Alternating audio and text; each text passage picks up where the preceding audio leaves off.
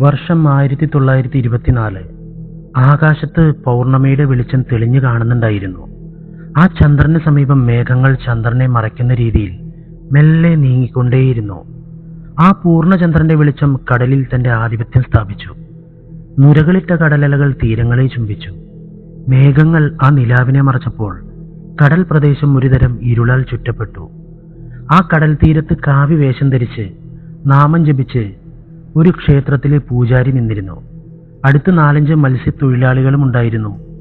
എന്താ പൂജാരി ഈ സമയത്ത് കടൽ തീരത്ത് നിൽക്കുന്നത്? മത്സ്യത്തൊഴിലാളികളിൽ ഒരാൾ ചോദിച്ചു. ഈ കടലിൽ ദൂരെയായി ഒരു നിഗൂഢമായ പാറയുണ്ടത്രേ. ആ പാറ പൗർണമി നാളിൽ മാത്രമേ മുകളിലേക്ക് വരികയുള്ളൂ, പൂജാരി പറഞ്ഞു. അതേ പൂജാരി, ആ സ്ഥലത്തേക്ക് പോകരുതെന്ന് വർഷങ്ങളായി നാട്ടിൽ വിലക്കുണ്ട്. അവിടെ പോയവർ നിഗൂഢമായ രീതിയിൽ മരിച്ചിട്ടുണ്ട്. അവരുടെ മൃതദേഹങ്ങളും കരക്കടിഞ്ഞിട്ടുണ്ട്. അവിടുത്തെ രഹസ്യം എന്താണെന്ന് ഇതുവരെ ആർക്കും അറിയില്ല, അവരിൽ ഒരാൾ പറഞ്ഞു.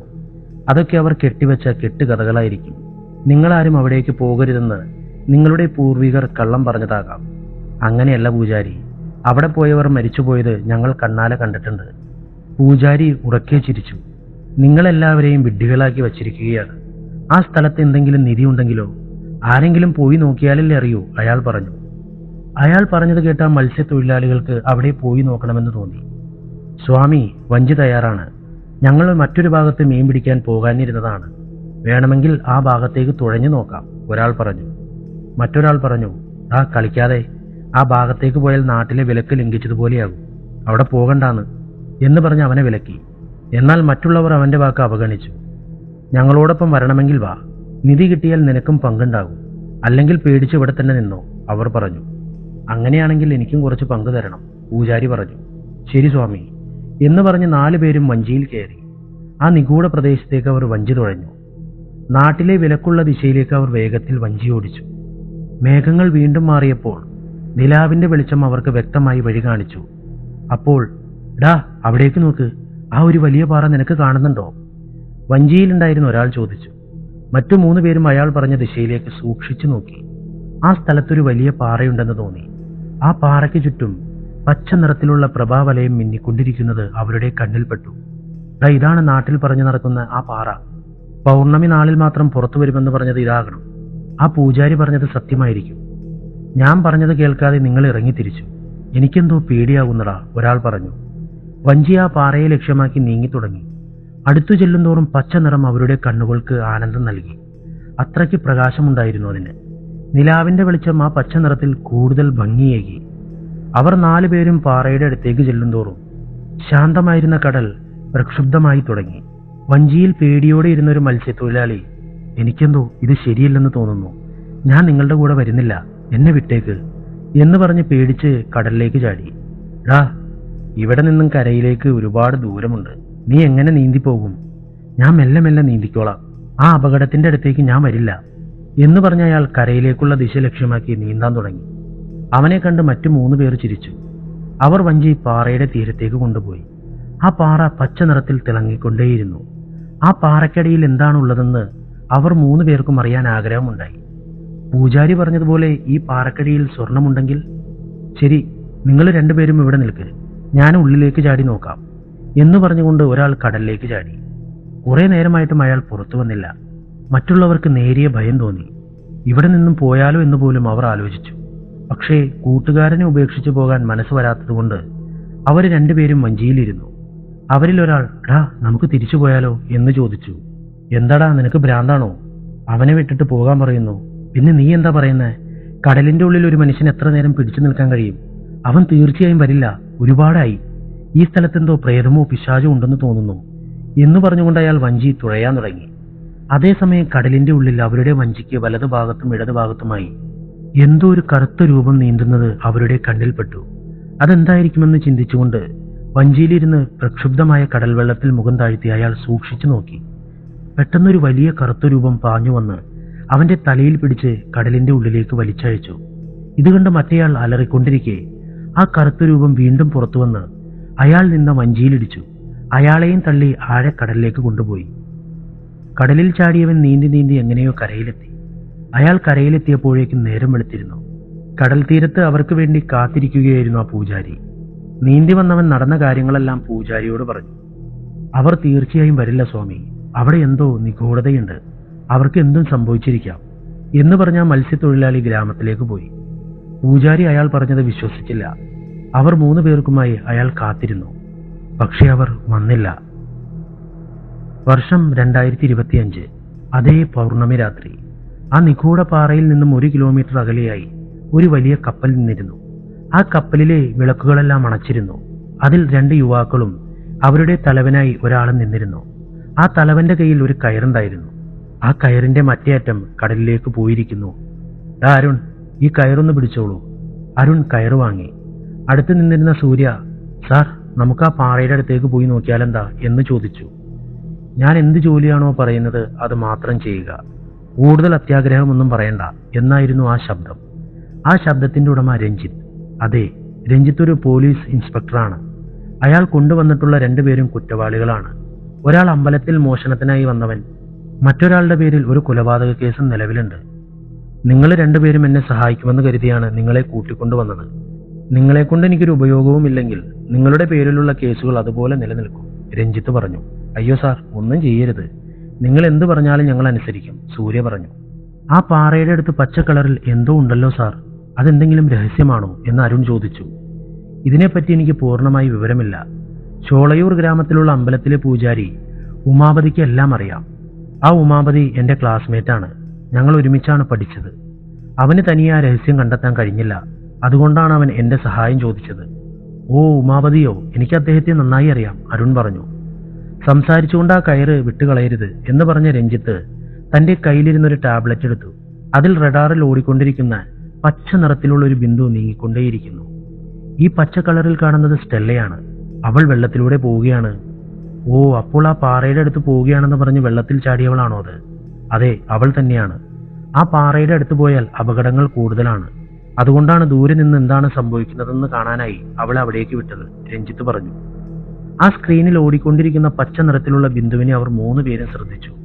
അതേസമയം ആ പച്ച ബിന്ദുവിന്റെ എതിർദിശയിൽ ഒരു വലിയ ചുവന്ന ബിന്ദു വേഗത്തിൽ വന്നുകൊണ്ടേയിരിക്കുന്നു. സാർ, അവിടെ നോക്കൂ, സ്റ്റെല്ലയുടെ മുന്നിൽ എന്തോ ഒന്ന് വേഗത്തിൽ വരുന്നു, അരുൺ പറഞ്ഞു. അരുൺ, നീ കയ്യിൽ പിടിച്ചിരിക്കുന്ന കയറ് വേഗത്തിൽ വലിക്കേ. സ്റ്റെല്ലയെ അതിലാണ് കെട്ടിയിരിക്കുന്നത്. വേഗം വലിച്ചാൽ അവളെ രക്ഷിക്കാം, രഞ്ജിത്ത് പറഞ്ഞു. ആ കയറ് പിടിച്ച അരുണും സൂര്യയും വേഗത്തിൽ വലിച്ചു. പക്ഷേ വന്നുകൊണ്ടിരിക്കുന്ന ചുവപ്പ് നിറത്തിലുള്ള ബിന്ദുവിന്റെ, അതായത് ആ രൂപത്തിന്റെ മുന്നിൽ ഇവരുടെ വേഗതയ്ക്ക് പിടിച്ചു നിൽക്കാൻ കഴിഞ്ഞില്ല. കുറഞ്ഞ സമയത്തിന്റെ ഉള്ളിൽ ആ ചുവപ്പ് ബിന്ദു പച്ച ബിന്ദുവിന്റെ അടുത്തെത്തി. പെട്ടെന്നത് അപ്രത്യക്ഷമായി. അവർ വേഗത്തിൽ കയറ് വലിച്ചു. കുറച്ചു സമയത്തിന്റെ ഉള്ളിൽ സ്റ്റെല്ല പുറത്തു വന്നു. അവളെ താങ്ങിയെടുത്ത് ബോട്ടിൽ വെച്ചു. അനക്കമില്ലാതെ കിടക്കുകയായിരുന്നു സ്റ്റെല്ല. അവളുടെ മുഖത്ത് ശ്വാസമെടുക്കാനായി ഒരു ഹെൽമറ്റ് പോലെയുള്ള സംവിധാനം ധരിച്ചിരുന്നു. പിന്നിൽ ഓക്സിജൻ സിലിണ്ടർ ഘടിപ്പിച്ചിരുന്നു. അവളുടെ മുഖത്തുണ്ടായിരുന്ന കവചം സൂര്യ വേഗത്തിൽ അഴിച്ചുമാറ്റി. ആ ഹെൽമറ്റ് അഴിച്ചുമാറ്റിയപ്പോൾ ഉള്ളിൽ നിന്നും രക്തമൊഴുകാൻ തുടങ്ങി. പൂർണ്ണമായി ഹെൽമറ്റ് അഴിച്ചപ്പോൾ അവരുടെ കണ്ണുകൾ ആശ്ചര്യത്തിൽ വിടർന്നു. തല ഞെരിഞ്ഞുപോയ നിലയിൽ, കണ്ടാൽ പേടിയാകുന്ന രീതിയിലായിരുന്നു സ്റ്റെല്ലയുടെ തല. രഞ്ജിത്ത് സാർ, സ്റ്റെല്ല എങ്ങനെ മരിച്ചു? അതാണ് എനിക്കും മനസ്സിലാകാത്തത്. അവളുടെ തലയിൽ ധരിച്ചിരുന്ന കവചത്തിന് ഒരു കേടുപാടുമില്ല. എന്നിട്ടും അവളുടെ തല മാത്രം എങ്ങനെ ചതഞ്ഞരഞ്ഞു? ഇനി ഈ സ്ഥലത്ത് നിൽക്കുന്നത് നല്ലതല്ല എന്ന് മനസ്സിലാക്കിയ അവർ കപ്പൽ വളരെ വേഗത്തിൽ കരയെ ലക്ഷ്യമാക്കി ഓടിച്ചു. കുറച്ചു ദൂരം പോയതിനു ശേഷം കപ്പലിലെ വിളക്കുകളെല്ലാം കത്തിച്ചു. അവർ 3 പേരും വേഗത്തിൽ സ്റ്റെല്ലയുടെ മൃതദേഹവുമായി കരയിലെത്തി. കരയിൽ അവർക്ക് വേണ്ടി കാത്തിരിക്കുകയായിരുന്നു ഉമാപതി. ഈ പൂജാരി മറ്റാരുമല്ല, വർഷങ്ങളായി ക്ഷേത്ര പൂജാരിയായിരുന്നവരുടെ വംശത്തിൽപ്പെട്ടവരാണ്. എന്തായി, ആ പാറയുടെ അടുത്ത് പോയോ? എന്തെങ്കിലും അറിഞ്ഞോ എന്ന് ഉമാപതി ആകാംക്ഷയോടെ ചോദിച്ചു. രഞ്ജിത്ത് കപ്പലിൽ കിടന്നിരുന്ന സ്റ്റെല്ലയുടെ മൃതദേഹം കാണിച്ചു. ഓ, ഇത്ര പെട്ടെന്ന് മരിച്ചോ? മെല്ലെ രഞ്ജിത്തിന്റെ തോളിൽ കൈയിട്ട് ഉമാപതി അവനെ തനിച്ചൊരിടത്തേക്ക് കൊണ്ടുപോയി. എന്താണ് സംഭവിച്ചതെന്ന് അവനിൽ നിന്നും വ്യക്തമായി ചോദിച്ചറിഞ്ഞു. രഞ്ജിത്ത്, ആ പാറയിലുള്ള രഹസ്യം എടുക്കാൻ ഒരാൾ വരും. അതിനുവേണ്ടി നമ്മൾ കാത്തിരുന്നേ മതിയാകൂ. ഈ വർഷമാണ് ആ രഹസ്യം പുറത്തു വരുമെന്ന് എഴുതിയിരിക്കുന്നത്. ഉമാപതി, നീ പറയുന്നതൊക്കെ എവിടെയാണ് എഴുതിയിരിക്കുന്നത്? അതിനെപ്പറ്റി ഞാൻ പിന്നെ പറയാം. നീ കടലിന്റെ ഉള്ളിൽ മറ്റാരെങ്കിലും വന്നത് കണ്ടോ എന്ന് ഉമാപതി ചോദിച്ചു. അതെ, ഞാൻ വരുമ്പോൾ എതിർവശത്ത് കുറച്ച് മത്സ്യത്തൊഴിലാളികൾ പോയതായി എനിക്ക് തോന്നി, രഞ്ജിത്ത് പറഞ്ഞു. ആ മത്സ്യത്തൊഴിലാളികളെ ആ പാറയുടെ അടുത്ത് സ്വർണമുണ്ടെന്ന് പറഞ്ഞ് ഞാനാണ് അങ്ങോട്ട് അയച്ചത്. എന്ത് സംഭവിക്കുമെന്ന് നോക്കാം, ഉമാപതി പറഞ്ഞു. നാട്ടിലുള്ള മത്സ്യത്തൊഴിലാളികളെ ആ സ്ഥലത്ത് സ്വർണമുണ്ടെന്ന് പറ്റിച്ച് ഓരോരുത്തരെ അയച്ച് കൊലപ്പെടുത്തിക്കൊണ്ടിരിക്കുകയാണെന്ന് രഞ്ജിത്ത് മനസ്സിൽ വിചാരിച്ചു. അടുത്ത ദിവസം രാവിലെ 5:30. പതിവായി സ്റ്റീഫൻ ദേവാലയത്തിലേക്ക് പോകുന്ന സമയം. അതെ, സ്റ്റീഫൻ ദേവാലയത്തിൽ ജോലി ചെയ്യുന്നവനാണ്.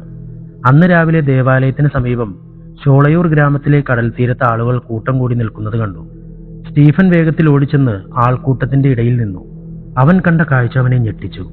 അവിടെ 4 യുവാക്കൾ മരിച്ച നിലയിൽ കരയ്ക്കടിഞ്ഞിരിക്കുന്നു. ആ 4 പേരും അവന്റെ കൂട്ടുകാരെന്ന് പറയാം. ആ 4 പേരുടെയും അമ്മമാർ കടൽ തീരത്ത് അവരെ കെട്ടിപ്പിടിച്ചുകൊണ്ട് കരയുന്നുണ്ടായിരുന്നു.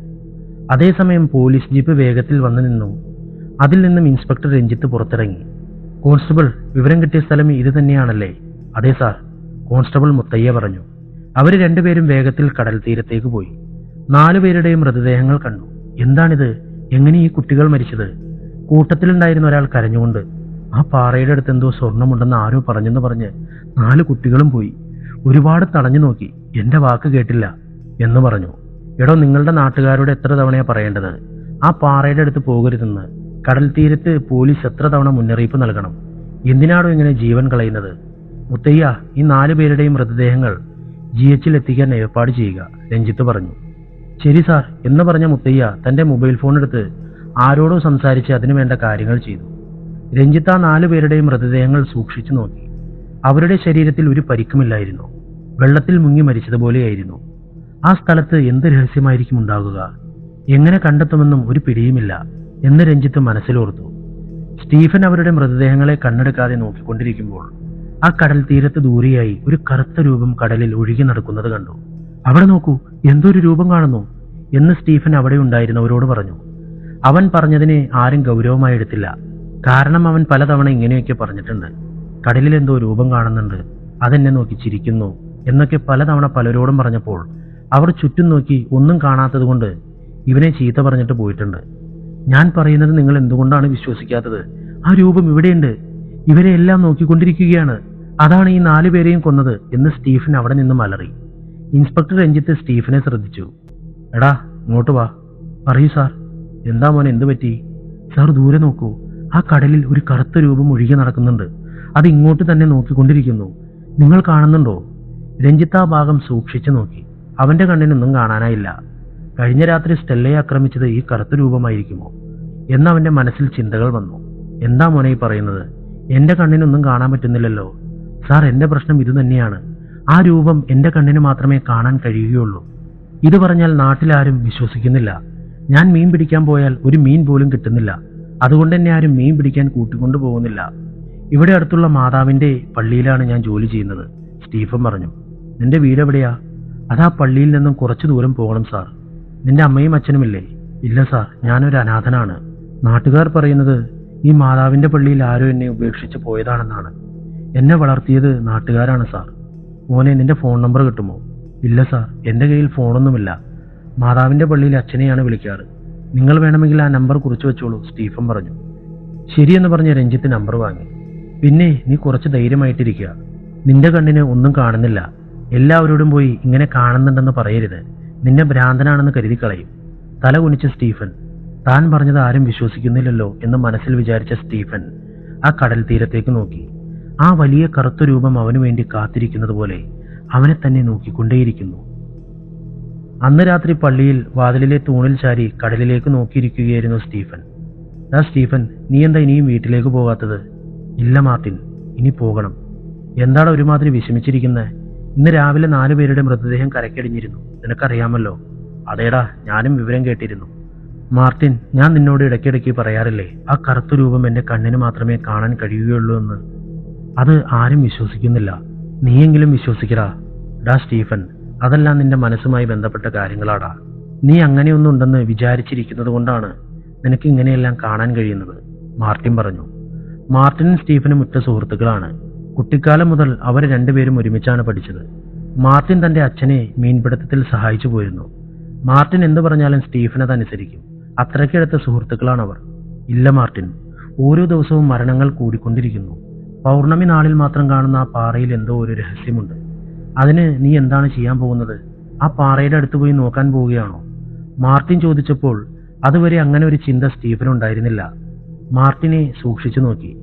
മാർട്ടിൻ, ഞാൻ ആ പാറയുടെ അടുത്ത് പോയി എന്താണോ ഉള്ളതെന്ന് നോക്കി വരാം. നീ തമാശ പറയുകയാണോ? അല്ല മാർട്ടിൻ, ഞാൻ പോയി നോക്കാം അവിടെ എന്താ ഉള്ളതെന്ന്. നീ എനിക്കൊരു ചെറിയ സഹായം ചെയ്യണം. ഒരേ ഒരു വഞ്ചി മാത്രം റെഡിയാക്കണം. അത് നിനക്ക് ചെയ്യാൻ കഴിയുമോ? നിന്റെ അച്ഛന്റെ വഞ്ചിയാണെങ്കിലും ശരി. അത് ആവശ്യമില്ലാത്ത പണിക്ക് പോകരുതേ. ഇല്ല മാർട്ടിൻ, അടുത്ത പൗർണമിക്ക് ഞാൻ തീർച്ചയായും ആ പാറയുടെ അടുത്തേക്ക് പോയേ പറ്റൂ. അവിടെ എന്താണുള്ളതെന്ന് എനിക്ക് അറിഞ്ഞേ മതിയാകൂ. മാർട്ടിൻ ഒരുപാട് പറഞ്ഞിട്ടും സ്റ്റീഫൻ കേട്ടില്ല. അവിടെ പോകാൻ അവൻ മനസ്സിൽ തീരുമാനിച്ചു. അടുത്ത പൗർണമിക്ക് വേണ്ടി കാത്തിരുന്നു. അന്ന് രാത്രി ഉമാപതിയുടെ വീട്ടിലേക്ക് രഞ്ജിത്ത് കടന്നു ചെന്നു. അവിടെ അമ്പലത്തിലെ കള്ളനായിരുന്ന അരുൺ നിന്നിരുന്നു. ഡാ, നീ എന്താ ഇവിടെ നിൽക്കുന്നേ? രഞ്ജിത്ത് ടെൻഷനാകണ്ട. അമ്പലത്തിലെ മോഷണ കേസിൽ ഇവൻ പെട്ടത് നാട്ടുകാർക്കെല്ലാം അറിയാം. ആ അമ്പലത്തിലെ കാണിക്കവഞ്ചി പൊളിക്കാൻ പറഞ്ഞത് ഞാനാണ്, ഉമാപതി പറഞ്ഞു.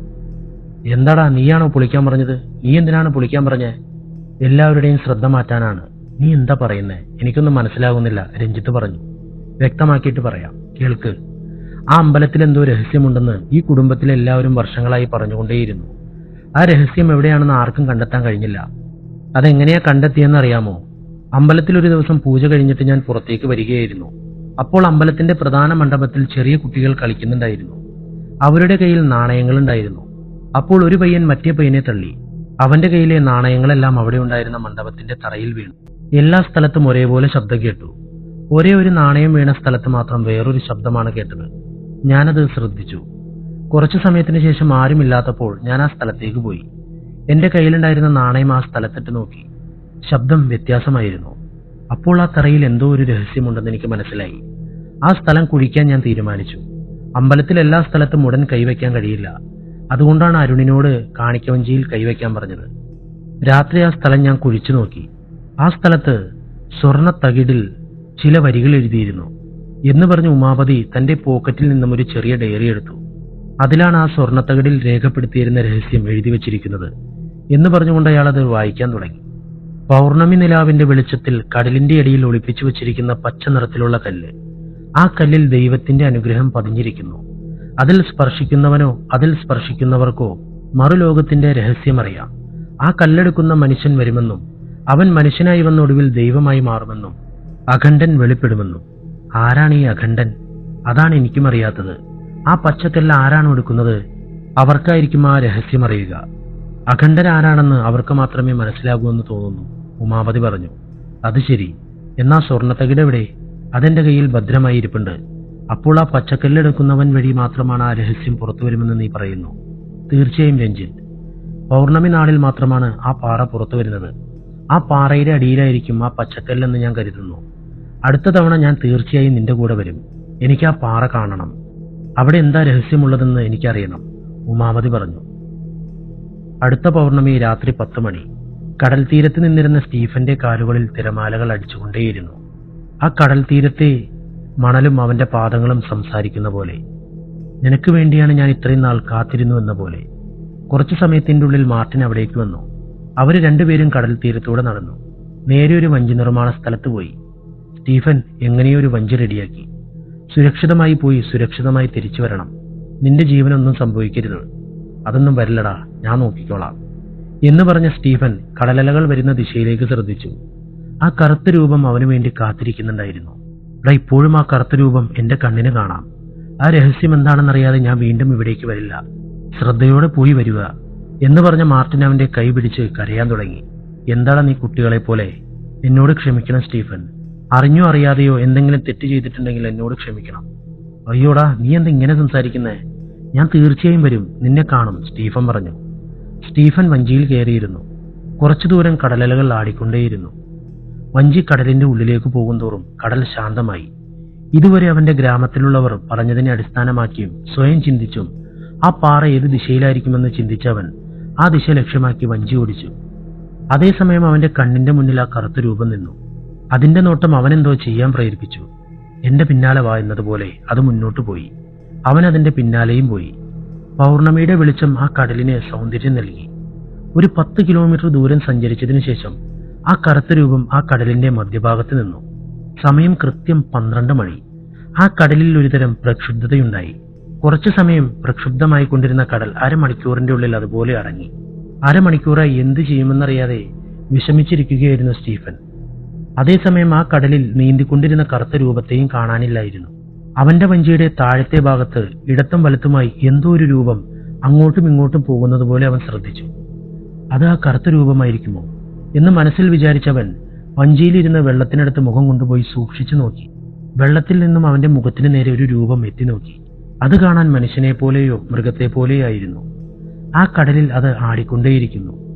ഇതുവരെ ദൂരെ നിന്ന് മാത്രമാണ് സ്റ്റീഫൻ ആ കറുത്ത രൂപത്തെ കണ്ടിരുന്നത്. ഇപ്പോൾ വളരെ അടുത്ത് അതും അവന്റെ മുഖത്തിനടുത്ത് ആ രൂപത്തെ കണ്ടു. അതിന്റെ സൗന്ദര്യമുള്ള രൂപം അവനെ വളരെയധികം ആകർഷിച്ചു. മെല്ലെ ആ കറുത്ത രൂപം അവനെ നോക്കി ചിരിച്ചു. കണ്ണു ചിമ്മുന്ന നിമിഷത്തിൽ പെട്ടെന്ന് അത് വെള്ളത്തിൽ നിന്നും പുറത്തു വന്ന് ആ പാറയുടെ മുകളിലേക്ക് ഇരുന്നു. അപ്പോഴാണ് അവിടെ ഒരു പാറയുണ്ടെന്ന് സ്റ്റീഫൻ ശ്രദ്ധിച്ചത്. ആ പാറയ്ക്ക് ചുറ്റും പച്ച നിറം തിളങ്ങിക്കൊണ്ടിരിക്കുന്നു. ഈ പാറ ഇത്രയും നേരം ഇവിടെ ഉണ്ടായിരുന്നില്ല, എപ്പോഴാണ് ഇത് വന്നത് എന്നവൻ മനസ്സിൽ ചിന്തിച്ചു. അതേസമയം കടലിൽ ഒരുപാട് തിരമാലകൾ ഉണ്ടായപ്പോൾ അവനിരുന്ന വഞ്ചി മറിഞ്ഞു. രാവിലെ 9:30 തന്റെ കിടക്കയിൽ നിന്നും മെല്ലെ എഴുന്നേറ്റ് സ്റ്റീഫൻ. കഴിഞ്ഞ രാത്രി നടന്ന കാര്യങ്ങളെല്ലാം സത്യമാണോ അതോ താൻ കണ്ട സ്വപ്നമാണോ എന്ന് അവന്റെ മനസ്സിലൊരു സംശയം തോന്നി. വേഗത്തിൽ പോയി വീടിന്റെ ഹാളിലുള്ള യേശുക്രിസ്തുവിന്റെ ശില്പം നോക്കി. അത് കാണാൻ വലുതായിരുന്നു. കൈകൾ വിറച്ചുകൊണ്ട് മെല്ലെ അതിനടുത്തു പോയി. ആ ശില്പത്തിന് പിന്നിലൂടെ കൈയിട്ട് ഒരു വസ്തു എടുത്തു. അത് കാണാൻ ഒരു കല്ല് പോലെ തോന്നി. പച്ച നിറത്തിലായിരുന്നു. അവൻ അത് സൂക്ഷിച്ചു നോക്കിക്കൊണ്ടിരിക്കുമ്പോൾ ആരും അവന്റെ വീടിന്റെ വാതിലിൽ മുട്ടി. അവൻ വീണ്ടും ആ ശില്പത്തിന്റെ പിന്നിൽ ആ കല്ലൊളിപ്പിച്ചു. വീടിന്റെ വാതിലിന്റെ അടുത്ത് പോയി. ആരാ? ഞാൻ മാർട്ടിനാണ് വന്നത്. മാർട്ടിൻ എന്ന് പറഞ്ഞുകൊണ്ട് വാതിൽ തുറന്നു. പുറത്ത് മാർട്ടിൻ നിന്നിരുന്നു. നിനക്കൊന്നും പറ്റിയില്ലല്ലോ, നീ തിരിച്ചെത്തിയല്ലോ. അതേ മാർട്ടിൻ, ഞാനൊന്നും പറഞ്ഞാൽ നീ വിശ്വസിക്കില്ല, അകത്തേക്ക് വാ. അവനെ അകത്തേക്ക് വിളിച്ചവൻ വേഗത്തിൽ വാതിൽ കുറ്റിയിട്ടു. അവര് രണ്ടുപേരും അവിടെയുണ്ടായിരുന്ന കസാരകളിലേക്കിരുന്നു. സ്റ്റീഫൻ, നിനക്കൊന്നും പറ്റിയില്ലല്ലോ, ഒരു പ്രശ്നവുമില്ലല്ലോ, സുരക്ഷിതമായി തിരിച്ചെത്തിയല്ലോ. നീ അവിടെ ആ പാറ കണ്ടോ? അവിടെ പാറയുണ്ടായിരുന്നോ? മാർട്ടിൻ ചോദിച്ചു. അതേടാ, അവിടെ പാറ മാത്രമല്ല, പിന്നെ എന്താടാ ഉണ്ടായിരുന്നത്? അത് പറഞ്ഞാൽ നീ വിശ്വസിക്കില്ല. കടങ്കഥ പറയാതെ അവിടെ എന്താ ഉണ്ടായതെന്ന് പറയടാ, മാർട്ടിൻ പറഞ്ഞു. ഇന്നലെ രാത്രി നിന്റെ കയ്യിൽ നിന്നും ബോട്ടും വാങ്ങിയിട്ട് ഞാൻ ആ കടലിന്റെ ഉള്ളിലേക്ക് പോയി. ഒരു കറുത്ത രൂപം എന്റെ മുന്നിൽ നിന്നു. ആ കറുത്ത രൂപം എന്റെ പിന്നാലെ വാ എന്ന രീതിയിൽ എന്നെ നോക്കി. അതെനിക്ക് വഴി കാട്ടി. അതിന്റെ പിന്നാലെ ഞാൻ പോയി. ഒരു 10 കിലോമീറ്റർ ദൂരം പോയി കാണും. അതിനുശേഷം ആ കറുത്ത രൂപം ആ കടലിൽ അതുപോലെ നിന്നു. കടൽ പെട്ടെന്ന് പ്രക്ഷുബ്ധമാകാൻ തുടങ്ങി. ഞാൻ ഒരുപാട് പേടിച്ചുപോയി. ബോട്ടാണെങ്കിൽ നന്നായി ഇളകിയാടുന്നു. ഞാൻ ബോട്ടിൽ മുറുകെ പിടിച്ചു നിന്നു. 1/2 മണിക്കൂർ അതുപോലെ ബോട്ടിലിരുന്നു. അപ്പോൾ ബോട്ടിന്റെ ഈ ഭാഗത്തും ആ ഭാഗത്തും ഒരു രൂപം മൂടുന്നത് ഞാൻ കണ്ടു. കടൽ വെള്ളത്തിന് നേരെ മുഖം വെച്ച് മെല്ലെ കുനിഞ്ഞു നോക്കി. വെള്ളത്തിൽ നിന്നും ഒരു കറുത്ത രൂപം മെല്ലെ ഉയർന്നു വന്ന് എന്റെ മുഖത്തിന് നേരെ എന്നെ നോക്കി. അത് കാണാൻ നല്ല ഭംഗിയായിരുന്നു. അപ്പോഴാണ് ഞാൻ അവിടെ ഒരു വലിയ പാറ കണ്ടത്. ആ പാറയ്ക്ക് ചുറ്റും പച്ച നിറത്തിലുള്ള ഒരു പ്രഭാവലയം പോലെ കണ്ടു. ഈ പാറ ഇത്രയും നേരം ഇവിടെ ഉണ്ടായിരുന്നില്ല, ഇപ്പോഴാണോ പുറത്തു വന്നത് എന്നെന്റെ മനസ്സിൽ വിചാരിച്ചു. അതേസമയം ആ കടൽ ഇളകി മറിഞ്ഞപ്പോൾ ഞാനിരുന്ന വഞ്ചി കടലിൽ മറിഞ്ഞു. ഞാനും കടലിലേക്ക് വീണു. പിന്നെന്താടാ സംഭവിച്ചത് എന്ന് മാർട്ടിൻ ആകാംക്ഷയോടെ ചോദിച്ചു. ഒരു നിമിഷം നിൽക്ക് എന്ന് പറഞ്ഞ സ്റ്റീഫൻ വേഗത്തിൽ പോയി വാതിൽ തുറന്നു നോക്കി. സ്റ്റീഫൻ, ഞാനിവിടെ സംസാരിച്ചുകൊണ്ടിരിക്കുകയാണ്, നീ എന്താ അങ്ങോട്ട് പോകുന്നേ? ഇല്ലടാ, വാതിലിന്റെ അടുത്ത് എന്തോ ശബ്ദം കേട്ടതുപോലെ തോന്നി, അതാണ് പോയി നോക്കിയത്. അതൊന്നുമില്ല, നീ ഇങ്ങോട്ട് വാ. അതിനുശേഷം എന്താണ് സംഭവിച്ചതെന്ന് പറ. എനിക്ക് ഒരുപാട് സമയം ആ സ്ഥലത്ത് നീന്തിക്കൊണ്ടിരിക്കാൻ കഴിഞ്ഞില്ല. കുറച്ചു കഴിഞ്ഞപ്പോൾ വെള്ളത്തിന്റെ അടിയിലേക്ക് മുങ്ങി തുടങ്ങി. അതേസമയം ആ പാറയ്ക്ക് ചുറ്റും ഒരു പച്ച നിറത്തിലുള്ള തിളക്കം കാണുന്നതും ഞാൻ ശ്രദ്ധിച്ചു. ഞാനിനി പറയാൻ പോകുന്നത് നീ കേട്ടാൽ തീർച്ചയായും വിശ്വസിക്കില്ല. മുങ്ങിപ്പോയ ഞാൻ കടലിന്റെ ഉള്ളിൽ ശ്വാസമെടുക്കാൻ തുടങ്ങി. എന്താടാ നീ പറയുന്നേ? കടലിന്റെ ഉള്ളിൽ എങ്ങനെയാടാ ശ്വാസമെടുക്കാൻ കഴിയുന്നേ? അതാണ് എനിക്കും മനസ്സിലാകാത്തത്. ആ കടലിന്റെ ഉള്ളിൽ ആ പാറ ഞാൻ വ്യക്തമായി കണ്ടു. ആ പാറയിൽ ഒരു പച്ച നിറത്തിലുള്ള കല്ല് പതിച്ചിരുന്നു. ആ കല്ലിനടുത്തേക്ക് ഞാൻ നീന്തിപ്പോയി. ആ കല്ലിനടുത്തേക്ക് പോകുന്തോറും വെള്ളം ചൂടാകുന്നത് ഞാൻ അറിഞ്ഞു. പിന്നെന്താ സംഭവിച്ചത് എന്ന് മാർട്ടിൻ ആകാംക്ഷയോടെ ചോദിച്ചു. ആ കല്ല് ഞാൻ എടുക്കാൻ ശ്രമിച്ചപ്പോൾ ചൂട് താങ്ങാനാവാതെ ആ കല്ല് എന്റെ കയ്യിൽ ചുറ്റി എന്ന് പറഞ്ഞ സ്റ്റീഫൻ തന്റെ വലത് കൈ കാണിച്ചു. അവന്റെ ഉള്ളംകൈ ചെറുതായി കരിഞ്ഞിരുന്നു. അതിൽ ആ കല്ലെടുത്തതിന്റെ അടയാളവും വ്യക്തമായി കാണാം. എന്താടാ ഇങ്ങനെ പൊള്ളിയിരിക്കുന്നത്? അതേടാ, പക്ഷെ ആ കല്ലെടുത്തപ്പോൾ എനിക്ക് വേദനയൊന്നും ഉണ്ടായില്ല. എന്താ നീ പറയുന്നേ? അപ്പോൾ ആ പച്ചക്കല്ലെടുത്തോ എന്ന് മാർട്ടിൻ ചോദിച്ചു. മെല്ലെ തലയാട്ടി സ്റ്റീഫൻ. എഴുന്നേറ്റ് പോയി യേശുവിന്റെ ശില്പത്തിന്റെ പിന്നിലുള്ള ആ പച്ച നിറത്തിലുള്ള കല്ലെടുത്ത് കൊണ്ടുവന്നു. ആ കല്ലിന്റെ നിറം മാർട്ടിന്റെ കണ്ണുകളെ ആകർഷിച്ചു. സ്റ്റീഫൻ, എന്നോട് മാപ്പാക്കണം, മാർട്ടിൻ പറഞ്ഞു. എന്തിനാടാ ഞാൻ നിനക്ക് മാപ്പ് തരുന്നേ എന്ന് സ്റ്റീഫൻ ചോദിച്ചുകൊണ്ടിരിക്കുമ്പോൾ തന്നെ അവന്റെ വീടിന്റെ വാതിൽ തുറന്നുകൊണ്ട് 4-5 ഗുണ്ടകൾ അകത്തേക്ക് കടന്നു വന്നു. നിങ്ങളൊക്കെ ആരാണ്? പുറത്തു പോകൂ എന്തിനാണ് എന്റെ വീടിന്റെ ഉള്ളിലേക്ക് വരുന്നത്? എടാ, നിന്റെ കയ്യിലുള്ള കല്ലില്ലേ ഞങ്ങൾക്ക് തന്നേരെ. ആ ശബ്ദം കേട്ട് തിരിഞ്ഞു നോക്കിയപ്പോൾ വാതിൽക്കൽ രഞ്ജിത്തും ഉമാപതിയും നിന്നിരുന്നു.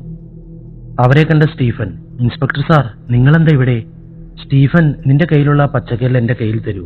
ഇല്ലെങ്കിൽ ഇല്ല, ഞാൻ തരില്ല. സ്റ്റീഫന്റെ അടുത്ത് നിന്നിരുന്ന മാർട്ടിൻ, നീ ആ കല്ല് കൊടുത്തില്ലെങ്കിൽ എന്റെ കുടുംബത്തെ അവർ കൊന്നുകളയും. എന്താടാ നീ പറയുന്നേ?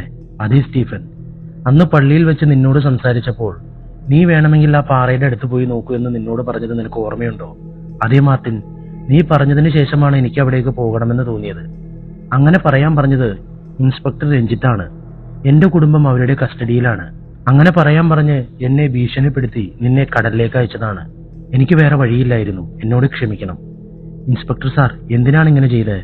അത് ഞാൻ പറയാം, ഉമാപതി പറഞ്ഞു. അന്ന് നിങ്ങളുടെ നാട്ടിലുള്ള ചെറുപ്പക്കാർ മരിച്ചുപോയ ദിവസം കടലിൽ എന്തോ ഒരു രൂപം കാണുന്നുണ്ടെന്ന് രഞ്ജിത്തിനോട് നീ പറഞ്ഞില്ലേ? ആ രൂപം നിന്റെ കണ്ണിന് മാത്രമേ കാണാൻ കഴിയുന്നുള്ളൂവെങ്കിൽ അപ്പോൾ നിനക്ക് എന്തോ ശക്തിയുണ്ടെന്ന് തന്നെയല്ലേ അർത്ഥം? രഞ്ജിത്ത് അതിനെപ്പറ്റി എന്നോട് പറഞ്ഞപ്പോൾ എന്തുകൊണ്ട് അവനെ ആ പാറയുടെ അടുത്തേക്ക് അയച്ചുകൂടാ എന്ന് എനിക്ക് തോന്നി. അതിനുവേണ്ടിയാണ് ഈ പണി ചെയ്തത്, ഉമാപതി പറഞ്ഞു. ആ പാറയ്ക്കടിയിൽ ഒരു കല്ലുണ്ടെന്ന് നിങ്ങൾക്കറിയാമോ എന്ന് സ്റ്റീഫൻ ചോദിച്ചു. അതൊന്നും നീ തിരക്കണ്ട. ആ കല്ല് എന്റെ കയ്യിലേക്ക് തരൂ. ഇല്ല, ഞാൻ ആ കല്ല് തരില്ല. നീ ആ കല്ല് കൊടുത്തില്ലെങ്കിൽ മാർട്ടിന്റെ കുടുംബം ഇല്ലാതാകും, രഞ്ജിത്ത് പറഞ്ഞു. വേറെ വഴിയില്ലാതെ തന്റെ കയ്യിലിരുന്ന ആ പച്ച നിറത്തിലുള്ള കല്ല് ഉമാപതിയുടെ കയ്യിൽ കൊടുത്തു സ്റ്റീഫൻ. ആ കല്ല് വാങ്ങി ഉമാപതി സൂക്ഷിച്ചു നോക്കി. അതിൽ മനുഷ്യന്റെ ഞരമ്പുകൾ പോലെ പല ഞരമ്പുകളും അവിടെ എവിടെയായി പോയിരുന്നു. രഞ്ജിത്ത്, ഈ കല്ല് ശ്രദ്ധിച്ചോ? എന്തോ ഒരു മാപ്പ് പോലെ തോന്നുന്നു, ഉമാപതി പറഞ്ഞു. ശരി സ്റ്റീഫൻ, നീ എന്റെ കൂടെ ഒരു സ്ഥലത്തേക്ക് വരണം. ഞാൻ എങ്ങോട്ട് വരാൻ? ചോദ്യം കൂടുതൽ ചോദിക്കരുത് സ്റ്റീഫൻ. നിന്നെ കൊന്നാൽ ചോദിക്കാൻ പോലും ആരുമില്ല. പക്ഷെ മാർട്ടിന്റെ കുടുംബം ഇപ്പോൾ എന്റെ കസ്റ്റഡിയിലാണ്. മിണ്ടാതെ വാ, രഞ്ജിത്ത് പറഞ്ഞു. ഇടയ്ക്ക് നിന്നുകൊണ്ട് സ്റ്റീഫൻ, ശരി, ഞാൻ നിങ്ങളുടെ കൂടെ വരാം. പക്ഷെ മാർട്ടിന്റെ കുടുംബത്തെ നിങ്ങൾ വിട്ടയക്കണം. കപ്പലിൽ കയറുന്ന നിമിഷം മാർട്ടിന്റെ കുടുംബത്തെ ഞങ്ങൾ വിട്ടയക്കാം. കപ്പലിലോ? നമ്മൾ എവിടേക്കാ പോകുന്നത്? നീ കൂടുതൽ ചോദ്യങ്ങൾ ചോദിക്കേണ്ട സ്റ്റീഫൻ. പറഞ്ഞ ജോലി മാത്രം ചെയ്യുക, രഞ്ജിത്ത് പറഞ്ഞു. സ്റ്റീഫൻ എന്തോ രഹസ്യമുണ്ടെന്ന് കരുതി. അത് അറിയണമെന്ന ആഗ്രഹം അവനിൽ കൂടുതലായിരുന്നു. അതുകൊണ്ട് അവരുടെ കൂടെ പോകുന്നതാണ് ശരിയെന്ന് തീരുമാനിച്ചു. ഞാൻ നിങ്ങളുടെ കൂടെ വരാം, പക്ഷെ ഒരു നിബന്ധന. എന്റെ കൺമുന്നിൽ വെച്ച് സ്റ്റീഫന്റെ കുടുംബത്തെ നിങ്ങൾ വിട്ടയക്കണം. ഇന്ന് രാത്രി കൃത്യം 7 മണിക്ക് നമ്മൾ യാത്ര തുടങ്ങും. മാതാവിന്റെ പള്ളിയുടെ അടുത്തുള്ള കടൽ തീരത്തേക്ക് വന്നോളൂ. അവിടെ ഞങ്ങൾ നിനക്ക് വേണ്ടി കാത്തിരിക്കാം. ഉമാപതിയും രഞ്ജിത്തും സ്റ്റീഫന്റെ വീട്ടിൽ നിന്നും യാത്രയായി. രണ്ടുപേരും കാറിൽ പോവുകയായിരുന്നു. രഞ്ജിത്ത് ഉമാപതിയോട്, എടാ, അവൻ എന്തിനാണ് നമ്മുടെ കൂടെ കൂട്ടിക്കൊണ്ടുപോകുന്നത്? നിനക്ക് ആ സ്വർണ്ണ തകിടിൽ എഴുതിയിരിക്കുന്ന വരികൾ ഓർമ്മയില്ലേ? ആരാണോ ആ കല്ലെടുക്കുന്നത് അവനിലൂടെ മാത്രമേ രഹസ്യം വെളിപ്പെടുകയുള്ളൂ.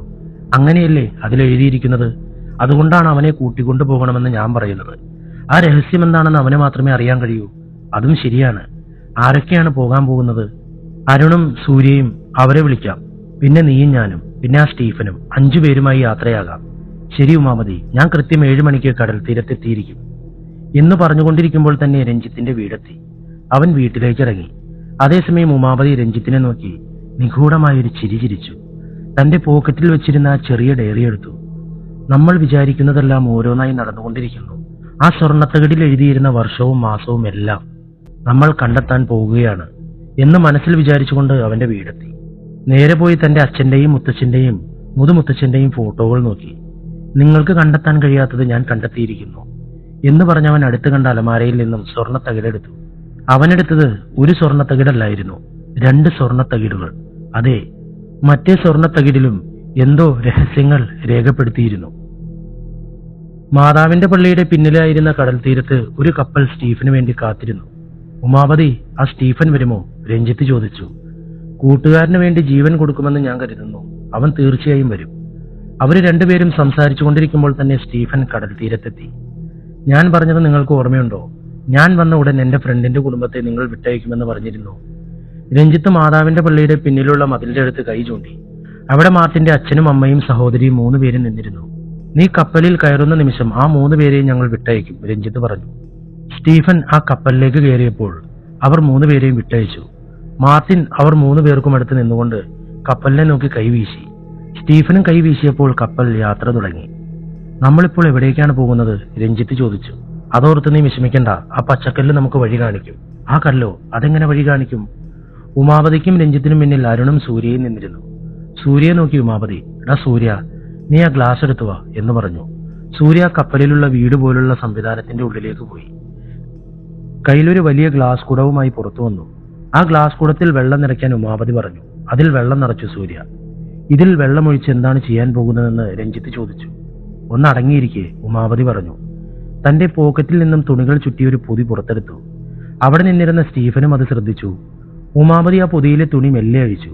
അതിനുള്ളിൽ ആ പച്ച നിറത്തിലുള്ള കല്ല് കണ്ടു. ആ കല്ലെടുത്ത് കുടത്തിൽ നിറച്ച വെള്ളത്തിൽ വെച്ചു. കല്ല് ഒഴുകാൻ തുടങ്ങി. ഉമാപതി, ഈ കല്ല് എന്താ വെള്ളത്തിൽ ഒഴുകുന്നത്?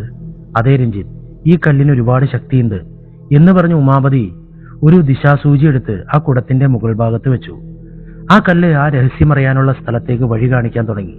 അതായത് ഏത് ദിശയിലേക്കാണോ പോകേണ്ടത് ആ ദിശ ലക്ഷ്യമാക്കി ആ കല്ല് കുടത്തോട് ചേർന്ന് നിന്നു. അവർ ദിശാസൂചി ഉപയോഗിച്ച് ആ ദിശ മനസ്സിലാക്കി. കല്ല് കാണിച്ച ദിശ ലക്ഷ്യമാക്കി കപ്പൽ യാത്ര തുടങ്ങി. ഉമാപതി തന്റെ കയ്യിലുണ്ടായിരുന്ന ചെറിയ ഡയറി ഇടയ്ക്കിടെ എടുത്ത് നോക്കിയിരുന്നു. അടുത്ത ദിവസം രാവിലെ 9 മണിവരെ അവർ ആ കടലിൽ ആ കല്ല് കാണിച്ച ദിശ ലക്ഷ്യമാക്കി പോയിക്കൊണ്ടേയിരുന്നു. അപ്പോൾ ദൂരെയായി പക്ഷികൾ വട്ടമിട്ട് പറക്കുന്നത് അവരുടെ കണ്ണിൽപ്പെട്ടു. അരുണും സൂര്യയും കപ്പലിന്റെ മുകൾ ഭാഗത്ത് നിന്ന് അത് കണ്ടു. വേഗത്തിൽ താഴേക്ക് ഓടി വന്നു. ഉമാപതി സാർ, ഉമാപതി സാർ, ആ ഭാഗത്ത് പക്ഷികൾ വട്ടമിട്ട് പറക്കുന്നുണ്ടല്ലോ. പിന്നെ അവിടെ പക്ഷികൾ മാത്രമല്ല, ആ സ്ഥലത്തൊരു ചെറിയ ദ്വീപും കാണാം എന്ന് പറഞ്ഞു. ഉമാപതിയും രഞ്ജിത്തും വേഗത്തിൽ കപ്പലിന്റെ മുകൾ ഭാഗത്തേക്ക് പോയി നോക്കി. ഉമാപതിയുടെ കണ്ണുകളിൽ സന്തോഷം തിരതല്ലി. ഉമാപതി, നമ്മൾ ആ സ്ഥലം കണ്ടെത്തിയല്ലോ. ഇനി ആ സ്റ്റീഫൻ? അവനെ? ഇല്ല രഞ്ജിത്ത്, ആ സ്റ്റീഫൻ ജീവനോടെ ഇരിക്കണം. അവന്റെ ശരീരത്തിൽ ഒരു ചെറിയ മുറിവ് പോലും പാടില്ല, ഉമാപതി പറഞ്ഞു. സ്റ്റീഫൻ താഴെ നിന്നുകൊണ്ട് ആകാശത്തേക്ക് നോക്കി. മരണം തന്നെ വന്ന് മൂടുന്നത് പോലെ അവന് തോന്നി. എന്തോ ഒരു വലിയ ആപത്ത് തന്നെ തേടി വരുന്നുണ്ടെന്ന് മനസ്സ് പറഞ്ഞുകൊണ്ടേയിരുന്നു. ഈ കടലിൽ ചാടി രക്ഷപ്പെട്ടാലോ എന്ന് പോലും ആലോചിച്ചു. എന്നാൽ ആ രഹസ്യമറിയാതെ രക്ഷപ്പെടണ്ട എന്ന് പെട്ടെന്ന് മനസ്സിൽ വന്നു. അവനും അവിടെ പക്ഷികൾ വട്ടമിട്ട് പറക്കുന്നത് നോക്കി. മെല്ലെ മെല്ലെ അവന്റെ കണ്ണിന് ഒരു കരപ്രദേശം കാണാൻ തുടങ്ങി. സൂര്യവേഗത്തിൽ കപ്പൽ അവിടേക്ക് ഓടിച്ചു. 1 മണിക്കൂറിന്റെ ഉള്ളിൽ അവർ ആ കരപ്രദേശത്തെത്തി. കരപ്രദേശത്തിന്റെ തീരത്ത് നിന്നും കുറച്ചു ദൂരം ചെന്നതിന് ശേഷം കാടുകൾ ഇടതൂർന്ന് ഉള്ളിലേക്ക് പോയിരുന്നു. എല്ലാവരുടെയും കാലുകൾ ആ കരപ്രദേശത്തേക്ക് പതിഞ്ഞു. മെല്ലെ കാൽ വെച്ച് ഒരാൾക്ക് പിന്നാലെ ഒരാളായി ആ കരപ്രദേശത്തേക്കുള്ള കാട്ടിന്റെ ഉള്ളിലേക്ക് നടന്നു. അതേസമയം മേഘങ്ങളെല്ലാം ആ ദ്വീപ് മുഴുവനും ഒരുതരം ഇരുളാൽ മൂടി. ഇരുൾ നിറഞ്ഞതുകൊണ്ട് സൂര്യന്റെ വെളിച്ചം കുറഞ്ഞ അളവിൽ മാത്രമേ ആ കാട്ടിലുള്ള മരങ്ങൾക്കിടയിലൂടെ ഉള്ളിലേക്ക് എത്തിയിരുന്നുള്ളൂ. രഞ്ജിത്ത്, തന്റെ കയ്യിലുള്ള മാപ്പിൽ ഈ ദ്വീപുകൾ ഉണ്ടോ എന്ന് നോക്കൂ, ഉമാപതി പറഞ്ഞു. ആ കാട്ടിന്റെ ഒരു ഭാഗത്ത് ഒടിഞ്ഞു കിടന്നിരുന്ന ഒരു മരത്തിന്റെ മുകളിൽ ഇരുന്നു രഞ്ജിത്ത്. എതിർവശത്ത് സൂര്യയും അരുണും നിന്നിരുന്നു. സ്റ്റീഫൻ ഒന്നും സംസാരിക്കാതെ അവിടെ എന്താണ് നടക്കുന്നതെന്ന് ശ്രദ്ധിച്ചുകൊണ്ടേയിരുന്നു. ഉമാപതി, എന്റെ കയ്യിലുള്ള ഈ മാപ്പിൽ ഇങ്ങനൊരു ദ്വീപ് കാണുന്നില്ലല്ലോ. ശരി, അതവിടെ നിൽക്കട്ടെ. നിന്റെ സാറ്റലൈറ്റ് വ്യൂവിൽ എന്തെങ്കിലും കാണുന്നുണ്ടോ എന്ന് നോക്കൂ, ഉമാപതി പറഞ്ഞു. സാറ്റലൈറ്റ് മാപ്പും എടുത്തു നോക്കി രഞ്ജിത്ത്. പക്ഷെ അതിലും ആ കരപ്രദേശം കണ്ടില്ല. കടലാണ് ആ ഭാഗത്തുള്ളതെന്ന് മാത്രമാണ് കാണിച്ചത്. ഉമാപതി, നമ്മളൊരു മായാ ദ്വീപിലാണ് വന്നുപെട്ടതെന്ന് തോന്നുന്നു. ഇങ്ങനൊരു ദ്വീപ് ഉണ്ടെന്ന് മാപ്പിൽ കാണുന്നില്ല. ഇതിലെന്തോ ഒരു വലിയ നിഗൂഢതയുണ്ട്, രഞ്ജിത്ത് പറഞ്ഞു. അരുണും സൂര്യയും കൊണ്ടുവന്നിരുന്ന ബാഗുകൾ തുറന്നു.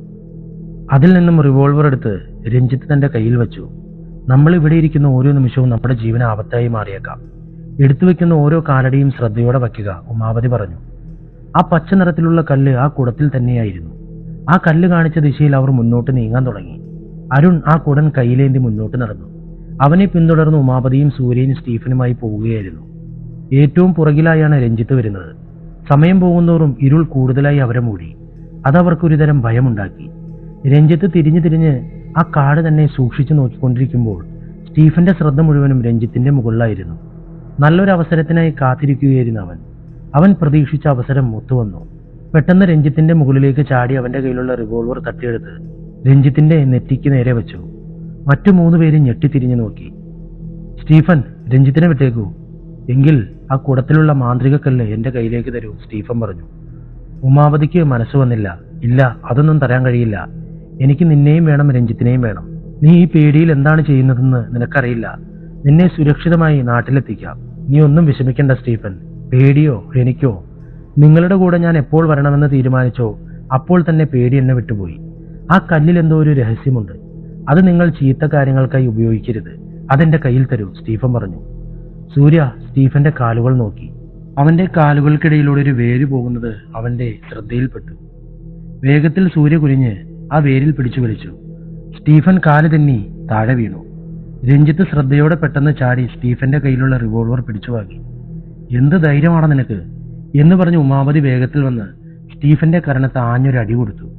ഇവന്റെ 2 കൈകളും കെട്ടിയിടൂ എന്ന് സൂര്യയോട് ഉത്തരവിട്ടു. സ്റ്റീഫന്റെ 2 കൈകളും കെട്ടിയിട്ടു. സൂര്യ താൻ പിടിച്ചു വലിച്ച വേര് സൂക്ഷിച്ചു നോക്കി. അതിന്റെ മറ്റേ അറ്റം ഒരു മരത്തിനടുത്ത് ചെന്ന് നിന്നു. ആ വേര് വലിച്ചു നോക്കി. അത് വളരെ ബലമുള്ളതായിരുന്നു. "ഡാ, നീ ഇവിടെ എന്താ ചെയ്തുകൊണ്ടിരിക്കുന്നത്? വേഗം വാടാ," ഉമാപതി പറഞ്ഞു.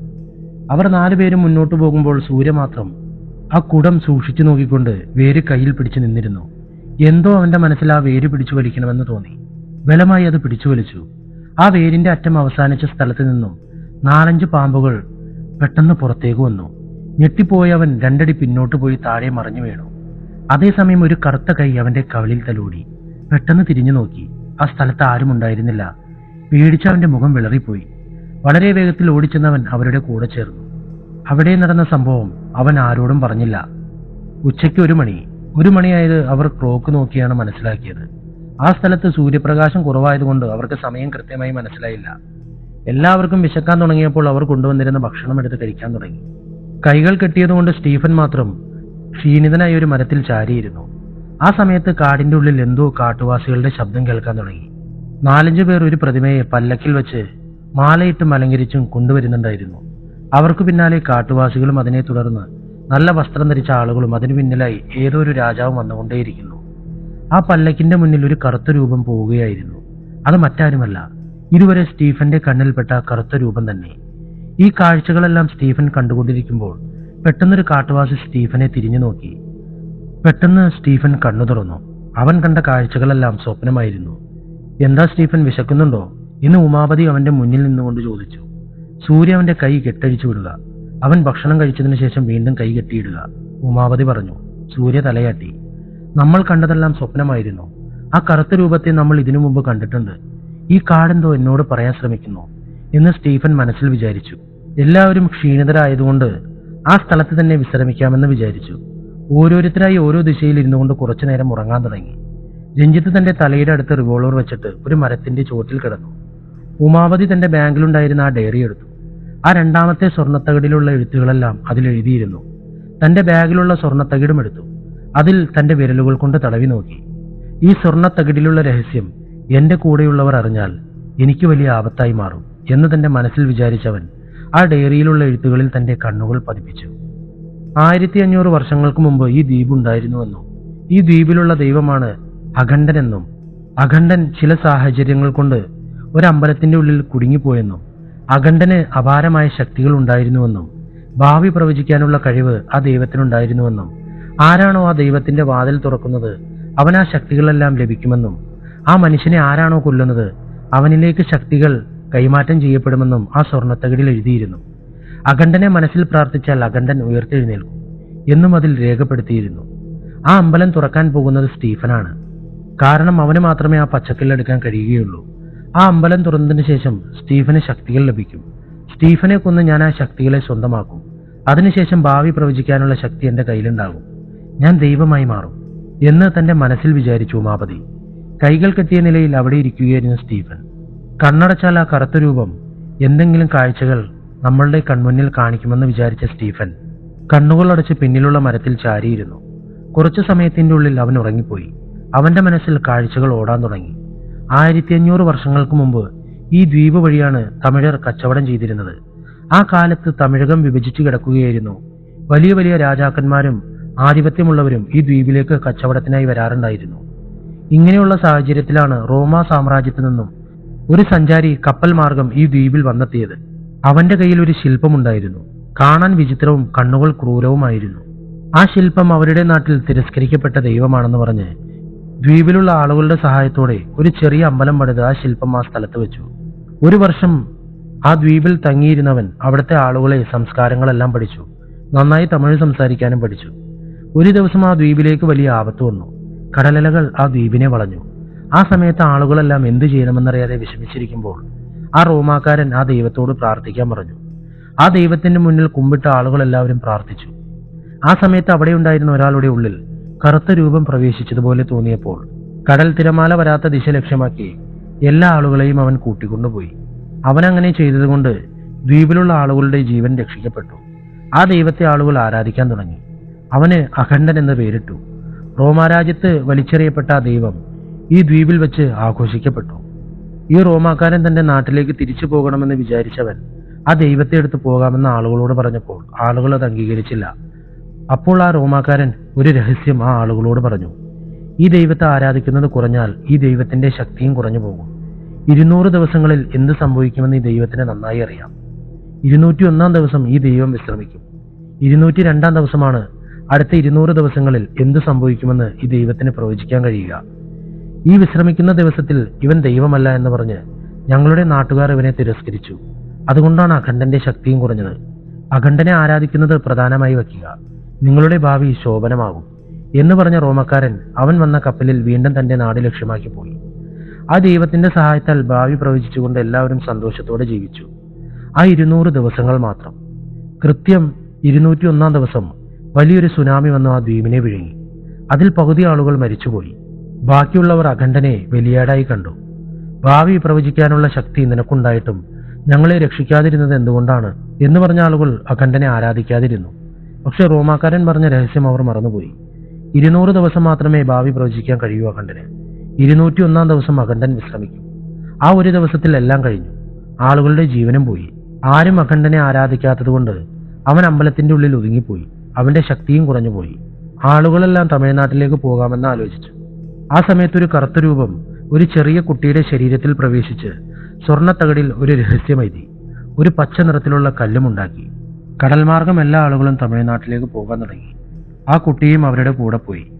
അപ്പോൾ ആ പച്ച നിറത്തിലുള്ള കല്ല് കടലിലും സ്വർണ്ണത്തകട് തമിഴ്നാട്ടിലെ അവർ പണിത അമ്പലത്തിലും ഒളിപ്പിച്ചു. ആ സ്വർണ്ണത്തകടിലുള്ള രഹസ്യങ്ങൾ സ്റ്റീഫന്റെ കണ്ണിന് മുന്നിൽ ഓടാൻ തുടങ്ങി. പെട്ടെന്ന് സ്റ്റീഫൻ കണ്ണു തുറന്നു. ആ സ്വർണ്ണത്തകട് തീർച്ചയായും ഇവരുടെ കയ്യിൽ കിട്ടിയിരിക്കണം. അതുകൊണ്ടാണ് ഇവരെന്നെ കൂട്ടിക്കൊണ്ടുവന്നിരിക്കുന്നത്. ആ കല്ല് എനിക്ക് മാത്രമേ എടുക്കാൻ കഴിഞ്ഞുള്ളൂ. ഇവിടെയുള്ള അഖണ്ഡന്റെ അമ്പലവും എനിക്ക് മാത്രമേ തുറക്കാൻ കഴിയൂ. ഈ രഹസ്യം ഉമാപതിക്ക് മാത്രമേ അറിഞ്ഞിരിക്കാൻ സാധ്യതയുള്ളൂ. കാരണം അവനാണ് ആ കല്ല് വഴി കാണിക്കുമെന്ന് കൃത്യമായി പറഞ്ഞത്. അപ്പോൾ എന്നെ കൊല്ലാൻ പോകുന്നത് ഉമാപതിയാണ്. എങ്ങനെ അവന്റെ കയ്യിൽ നിന്നും രക്ഷപ്പെടുമെന്ന് അറിയില്ലല്ലോ. എന്താ സ്റ്റീഫൻ, കുറെ നേരമായി എന്തോ ആലോചിച്ചിരിക്കുന്നത് പോലെ തോന്നുന്നു എന്ന് പറഞ്ഞ് കയ്യിൽ റിവോൾവറുമായി രഞ്ജിത്ത് ആ സമയത്ത് അവിടേക്ക് വന്നു. പോകാം എന്ന് പറഞ്ഞ രഞ്ജിത്ത് അരുണിനെയും സൂര്യയെയും നോക്കി കൈവീശി. സൂര്യയും അവിടെ വന്നു നിന്നു. ഉമാപതിയെ ഞാൻ വിളിച്ചുണർത്തി. അവൻ കുറച്ചു സമയത്തിന്റെ ഉള്ളിൽ വരും. വരൂ പോകാം, രഞ്ജിത്ത് പറഞ്ഞു. അരുൺ വീണ്ടും ആ ഗ്ലാസ് കുടത്തിലുള്ള കല്ല് ഭദ്രമായി കയ്യിലേന്തി മുന്നോട്ട് നടന്നു. അത് ദിശ കാണിച്ചുകൊണ്ടേയിരുന്നു. പിന്നാലെ 4 പേരും നടന്നുപോയി. 1 മണിക്കൂറിന് ശേഷം അവർ പോയിക്കൊണ്ടിരുന്ന വഴി ഒരു കൽമണ്ഡപത്തിന് മുന്നിൽ ചെന്ന് നിന്നു. ആ മണ്ഡപം വളരെ പഴുകിയിരുന്നു. ആ മണ്ഡപത്തിന് മുന്നിലും പിന്നിലും അതിന് ചുറ്റുമായി തകർന്ന കെട്ടിടങ്ങൾ അവിടെ എവിടെയായി കണ്ടു. ഉമാപതി, ഇവിടെ ആളുകൾ താമസിച്ചിട്ടുണ്ടായിരിക്കും എന്ന് തോന്നുന്നു എന്ന് രഞ്ജിത്ത് ചോദിച്ചു.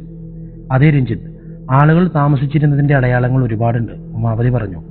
അപ്പോൾ ഈ മണ്ഡപത്തിന്റെ ഉള്ളിൽ എന്തെങ്കിലും നിധി ഉണ്ടാകുമോ എന്ന് രഞ്ജിത്ത് ചോദിച്ചു. അകത്ത് പോയി നോക്കിയാലല്ലേ അറിയൂ, ഉമാപതി പറഞ്ഞു. എല്ലാവരും ആ കൽമണ്ഡപത്തിന്റെ പടികളിൽ കാൽ വെച്ച് മെല്ലെ കയറി. ഏകദേശം 50-ലധികം പടികളുണ്ടായിരുന്നു. അത് കടന്ന ആ കൽമണ്ഡപത്തിന്റെ വാതിൽക്കലെത്തി. ആ കുടത്തിലുണ്ടായിരുന്ന പച്ച നിറത്തിലുള്ള കല്ല് ആ വെള്ളത്തിൽ മുങ്ങിപ്പോയി. നമ്മൾ എത്തേണ്ട സ്ഥലത്ത് എത്തിയെന്ന് തോന്നുന്നു. അതുകൊണ്ടാണ് ഈ കല്ല് വെള്ളത്തിൽ മുങ്ങിപ്പോയത്, ഉമാപതി പറഞ്ഞു. ആ മണ്ഡപത്തിന്റെ വാതിൽ വലിയ മരങ്ങൾ കൊണ്ടാണ് ഉണ്ടാക്കിയിരുന്നത്. മുഴുവനും ചെടികളും വള്ളികളും പടർന്നിരുന്നു. സൂര്യയും അരുണും ചേർന്ന് ആ ചെടികളെല്ലാം അവിടേക്ക് നീക്കം ചെയ്തു. ആ വാതിലിൽ അഖണ്ഡന്റെ രൂപം കൊത്തിവെച്ചിരുന്നു. അത് കണ്ടവർ ഞെട്ടിപ്പോയി. കാണാൻ കുറച്ച് ക്രൂരമായിരുന്നു അഖണ്ഡന്റെ രൂപം. അവന്റെ കണ്ണുകൾ നിങ്ങളെ കൊന്നുകളയുമെന്നതുപോലെ നോക്കിക്കൊണ്ടിരിക്കുന്നു. ഉമാപതി, ഇവനെന്തൊരു രൂപമാണിത്, കാണാൻ പേടിയാകുന്നു. ഇത് ആ കാലഘട്ടത്തിൽ ആരാധിച്ചിരുന്ന ഒരു ദൈവത്തിന്റെ രൂപമാണ്. ഇവനാണ് അഖണ്ഡൻ എന്ന് പറയുന്നത്, ഉമാപതി പറഞ്ഞു. ഈ കാര്യങ്ങളെല്ലാം നിനക്കെങ്ങനെ അറിയാം? അതിന്റെ പൂർവികർ ഈ രഹസ്യത്തെക്കുറിച്ചെല്ലാം എന്നോട് പറഞ്ഞിട്ടുണ്ട്, ഉമാപതി പറഞ്ഞു. ഈ വാതിൽ തുറക്കണമല്ലോ, എങ്ങനെ തുറക്കും? അത് സ്റ്റീഫന് മാത്രമേ കഴിയൂ. കാരണം അവന് മാത്രമേ ആ കല്ലെടുക്കാൻ കഴിഞ്ഞിരുന്നുള്ളൂ, ഉമാപതി പറഞ്ഞു. ഇത് ഞാൻ എങ്ങനെ തുറക്കും എന്ന് സ്റ്റീഫൻ ചോദിച്ചു.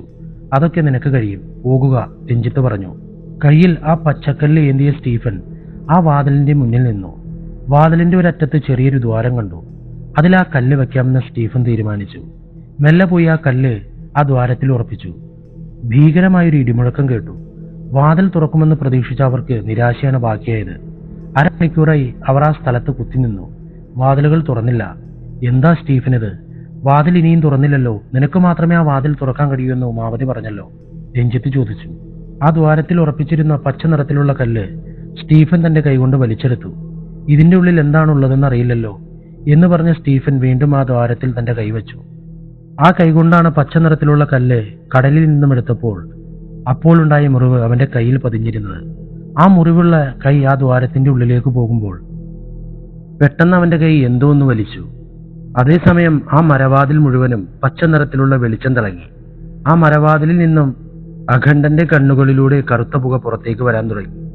വലിയ ഇടിമുഴക്കത്തോടെ ആ മരവാതിൽ മെല്ലെ തുറന്നു തുടങ്ങി. ആ സമയത്ത് സ്റ്റീഫൻ തന്റെ കൈ ഞൊടിയിടയിൽ പുറത്തേക്ക് വലിച്ചെടുത്തു. വാതിൽ തുറന്നപ്പോൾ ഉള്ളിൽ അഖണ്ഡന്റെ ശില്പം എല്ലാവരും കണ്ടു. അവർ 4 പേരും മുന്നോട്ടു പോകുമ്പോൾ സ്റ്റീഫൻ അവസാനമായി പിന്നാലെ വന്നു. അവർ 4 പേരും ആ ശില്പത്തെ അത്ഭുതത്തോടെ നോക്കിക്കൊണ്ടേയിരുന്നു. പിന്നാലെ വന്ന സ്റ്റീഫൻ ആ അമ്പലത്തിന്റെ ഉള്ളിലേക്ക് പ്രവേശിക്കുന്ന സമയത്ത് ആ അമ്പലമണ്ഡപം ഒന്നു കുലുങ്ങി. അതേസമയം ആ അഖണ്ഡന്റെ ശില്പത്തിൽ നിന്നും വെള്ള നിറത്തിലുള്ള ഒരു വെളിച്ചം പുറത്തു വന്ന് സ്റ്റീഫന്റെ മുകളിൽ തിളങ്ങാൻ തുടങ്ങി.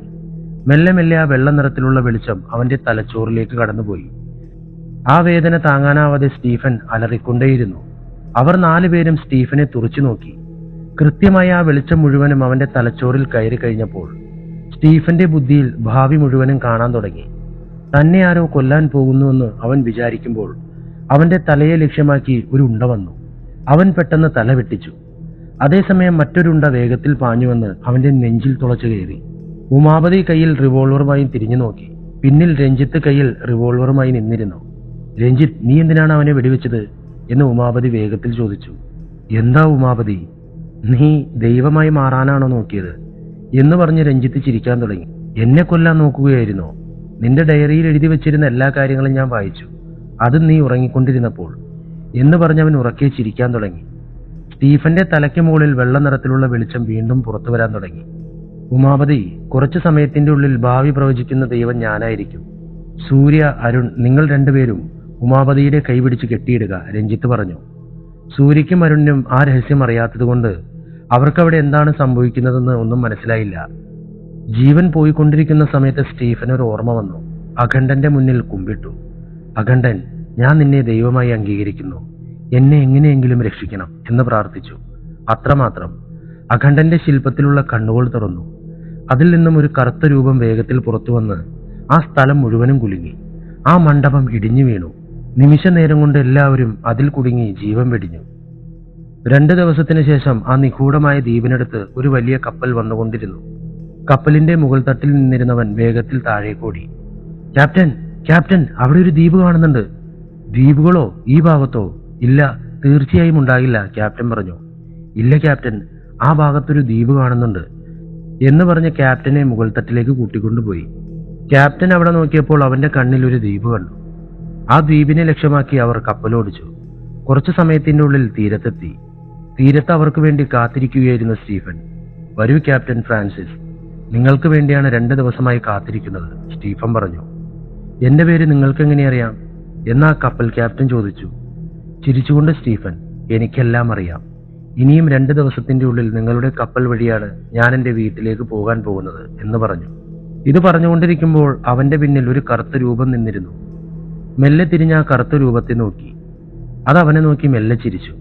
ഈ കറുത്ത രൂപമാണോ അഖണ്ഡൻ എന്നൊരു ചോദ്യചിഹ്നത്തോടെ സ്റ്റീഫൻ ആ കപ്പലിലേക്ക് കയറി.